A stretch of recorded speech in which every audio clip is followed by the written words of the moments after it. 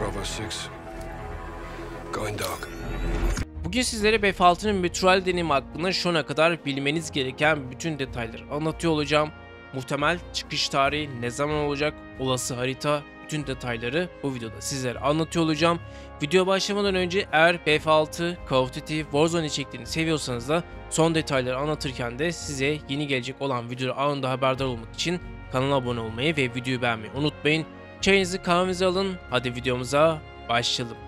Öncelikle resmi açıklamalarda DICE ve EA Betrayal ifadesini kaçınarak da bu modun yeni bir deneyim gibi gizemli tanıtımlar kullanıyordu. Buna rağmen zaten sektör ve topluluk içinde güçlü sızıntılar bu modun geliştirildiğini zaten biliyordu. Zaten Battlefield'in sunumunda da Betrayal hakkında da kısa bir fragman görmüştük. Özellikle Ripple Effect Studiosu'nun yeni bir deneyim gibi bir Betrayal modu olacağını zaten bunu biliyorduk. Battlefield Labs gibi test ortamlarında bu modun aktif olarak da şu anda deniliyor.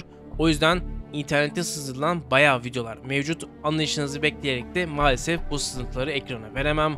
Bunların hepsini paylaşmak yasak. Öncelikle harita ve oynanış sızıntıları. Games Radar'da yayınlanan en güncel sızıntılara göre de oyuncular haritaya bir uçaktan atlıyor, sualtı mekaniği ve yıkılabilir çevre gibi detaylar tanık oluyor. Sızılan görüntüler gerçek bir Betrayal çatışmasından ziyade haritanın büyüklüğü ve çeşitlerine odaklanmış. Ayrıca PC Gamers'a göre de EA bu modu Betrayal türünün popülerliğine dayanarak da free to play yani bedava olarak da konumlandırmayı planlıyor. Başka bir mod yerine de bu modu ön plana tutmayı hedefliyor. Zaten biliyorsunuz ki Call of Duty Warzone gibi bir Betrayal projesini çıkartarak da ne kadar çok son dönemde tartışılsa da kendisinden başka bir rakibi maalesef yok. Öncelikle bu Betrayal modunda bizlere neler sunuluyor? Dataminer Temporal'ın sızan bilgilere göre BF Betrayal modu için Strike Package sistemi bulunacak. Hava saldırısı, topçu ateşi, yeniden doğma bileti, UAV gözetleme sistemi, özel silah dropları gibi, Kinetic Strike gibi yakıcı bir yörüngesel saldırı yani BF5'teki gibi B1 roket gibi düşünün. O da olursa gerçekten çok güzel olur.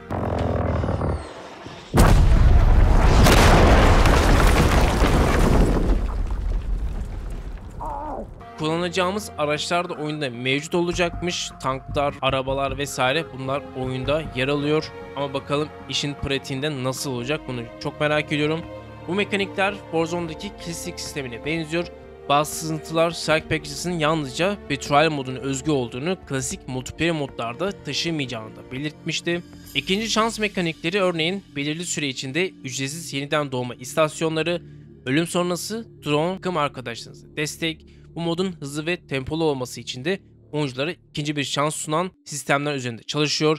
Tabii ki de yani oyunun mekaniği nasıl olacak, koşma mekaniği de hızlı mı olacak zaten bunları bilmiyoruz ama muhtemelen BF6'nın multiplayer modu gibi olduğunu düşünüyorum. Resmi detaylar henüz netleşmemiş olsa da topluluk bu sistemlerin oyun temposunu yüksek tutacağını düşünüyor. Ücretsiz oynanabilirlik ve anti-cheat. BF6 Betrayal modu ücretsiz olacak. Yani o BF5'teki Firestone modu gibi paralı, fiyatlı olmayacak, paralı, ücretli olmayacak. Yani bu hataya tekrardan düşeceklerini zannetmiyorum. Ayrıca oyunun genelinde EA'in Javelin anti-cheat sistemini kullandığını doğrulamışız. BF6'da beta sırasında Javelin'in 300.000'den fazla hile girişimini engellediğini belirtilmiş.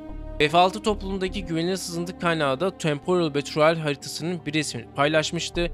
Haritada öne çıkan bazı özel noktalar. Şunlar: Marina, Golf Resort, Port Lindon, Main Street North ve South, Güney sahili ve deniz feneri olarak paylaşılıyor. Tabii ki de bir sürü bölgeler var ama kısacası haritada bazı bölgeler bu şekilde şekilleniyor. Topluluk tepkileri ve bazı hayranlar Betrayal modunun fazla piyasa standartı bir yön olduğunu düşünüyor. Bazı yorumlarda örneğin Battlefield'e kalıcı bir savaş modu lazım, Betrayal değil. Doğru aslında ama BF6 hem yeni oyuncular hem de veteran oyunculara hitap etmek istiyorlar. Eleştiriler tarafında doğru, BF6'nın köklerine süreklilik ve büyük ölçekli savaş modlarına dönmesi gerekiyor. Ama bir yandan da sektör gerçeği şunlar: Call of Duty Warzone Activision'a milyonlarca yeni oyuncu kazandırdı ve piyasada Betrayal alanında lider konumda. Neden Battlefield için bir BR modu olmasın? Hem bedava olacak hem de Battle Pass güncellemeler olsun.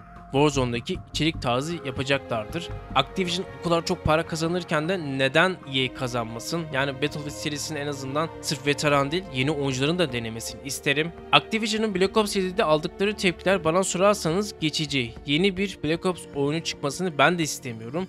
Ama Activision asıl silahı Betrayal hakkında yenilikleri paylaşmadılar ve hali hazırda da her Call of Duty oyunu çıktığı zaman da belirli oyuncu kesimi zaten her zaman memnun edemezsin. İşte bunun zombicisi var, fütüristik modu seven var veya işte günümüz modu seven de var. Satış fiyatları ve rakamları biliyorsunuz internette bir tıklamaya bulabilirsiniz. Oyundaki bundle'ların giderek de oyunun orijinalliğini kaybettiği doğru. Ama bununla ilgili aslında ayrı bir video başlığı yapılması lazım. Hatta BF6'nın askeri temada kalması Call of Duty için Black Ops içerikleri, bundle'lar, silahlar, kamolar, operatörler Black Ops 7 için yer almayacak, Warzone'da kalacaklar. Ve son dönemde Call of Duty'nin bir paylaşımında da oyunun orijinalliği, benliğini kaybedildiğine dair bir sürü eleştiriler vardı.